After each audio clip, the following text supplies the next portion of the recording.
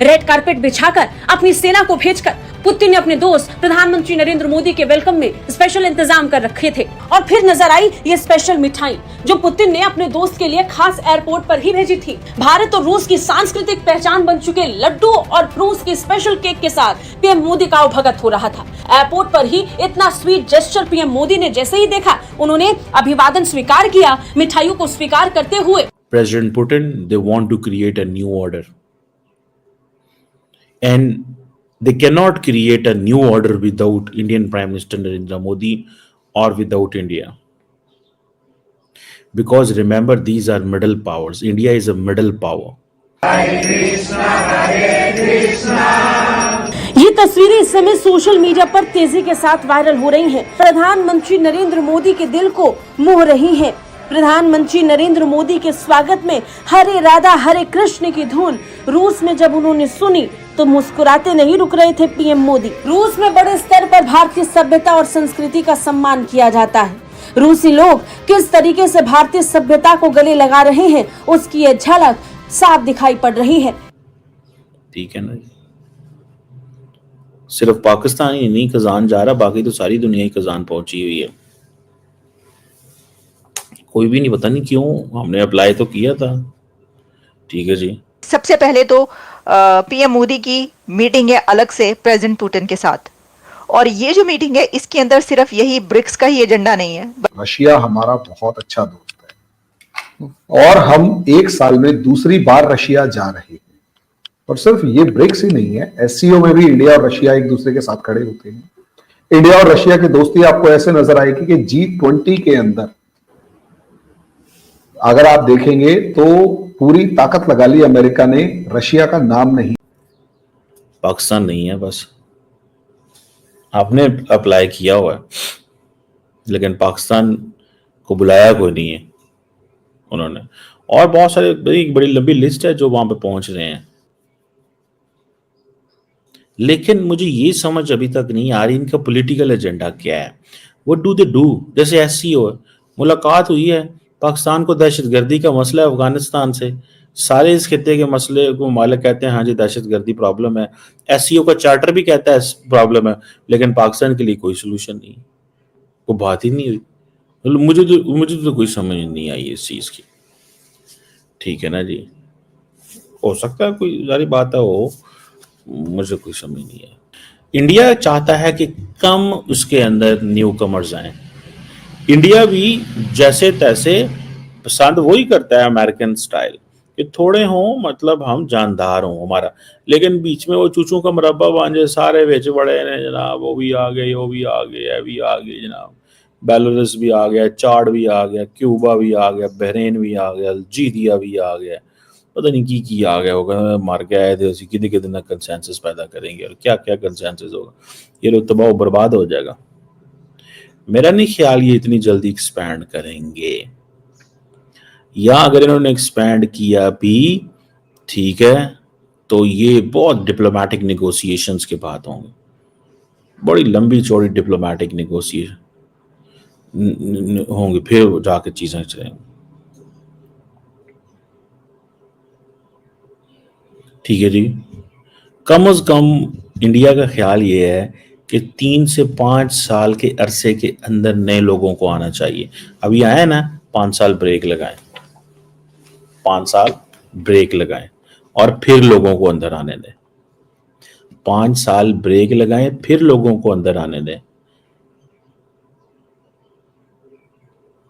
ये नहीं है कि अभी आ गए तो अगले साल फिर आ गए तो फिर आ गए,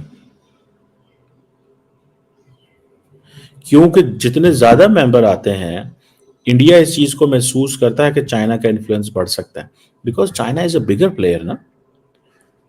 India in that sense China के मुकाबले में तो बड़ा प्लेयर नहीं है। सो इंडिया को ये है कि अगर ज्यादा लोग आते तो चाइना उसमें करेगा, लेकिन इससे कंसेंसस।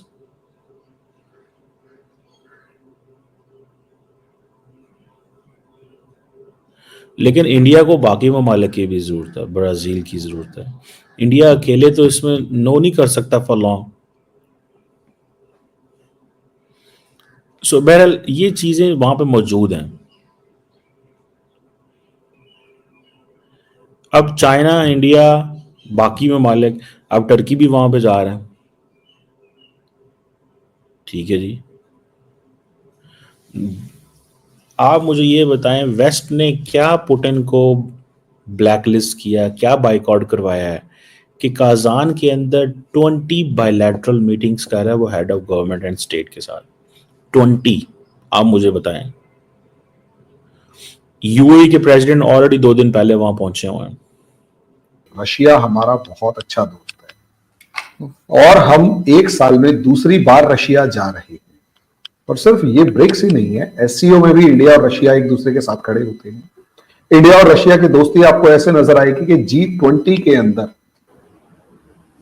अगर आप देखेंगे तो पूरी ताकत लगा ली अमेरिका ने, रशिया का नाम नहीं आया, यूक्रेन का नाम नहीं आया, इंडिकेटिंग मैनर में यह कहा कि most of issues must be solved peacefully, बस ओवर, नाम किसी का नहीं आया। यहां तक स्टेटमेंट G20 के अंदर जब पूछा गया कि आपने रशिया के बारे में कुछ नहीं कहा, तो और बाली में तो G20 वालों ने कहा था, तो डॉक्टर एस जयशंकर ने कहा कि Bali is Bali, Delhi is Delhi. अब आप अंदाजा लगाकर देखिए ना, तो हमारे लिए रशिया और रशिया के लिए हम कितने गहरे दोस्त हैं। इतने एक्सट्रीम सिचुएशन में सोचकर देखिए कि इंडिया के लिए ये समिट अपनी दोस्ती निभाने का कितना इंपॉर्टेंट रहा होगा कि रशिया से इंडिया, एक टाइम ऐसा था जब बांग्लादेश के अंदर आपकी और हमारी लड़ाई हो रही थी, तो अमेरिका आपके साथ आकर खड़ा हो गया था, उसने अपना पूरी की पूरी फ्लीट भेज दी, ब्रिटिश फ्लीट आ रही है। उस टाइम पर रशिया पूरी दुनिया से इंडिया के लिए लड़ चुका था, उसका बदला यूक्रेन वॉर में दिया हमने। जब पूरी दुनिया रशिया के अगेंस्ट खड़ी हुई है, हमने दोस्ती निभाई, हमने पूरी दुनिया का दबाव सहन करते हुए रशिया का साथ दिया। और आज दुनिया मानती है कि रशिया अगर जिंदा है तो इंडिया ने जो इंपॉर्टेंट रोल प्ले किया उसकी वजह से जिंदा है।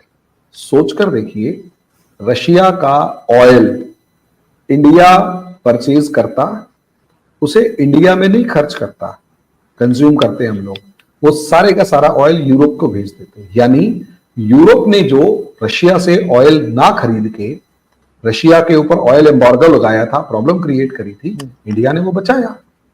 तो ये दोस्ती निभाई थी। तो हमारे लिए रशिया का विजिट इस मामले में इंपॉर्टेंट है। दूसरा, अब वहां किससे मिलेंगे? सऊदी अरेबिया होंगे, बहुत अच्छे दोस्त हैं।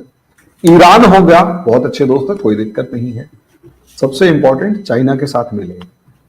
मैडम, इस इंपॉर्टेंस को आप इससे अंदाजा लगाइए, हम कुछ दिन पहले डिस्कस कर रहे थे, जब डॉक्टर एस जयशंकर पाकिस्तान आए थे तो उन्होंने बात 3 वर्ड्स कहे थे।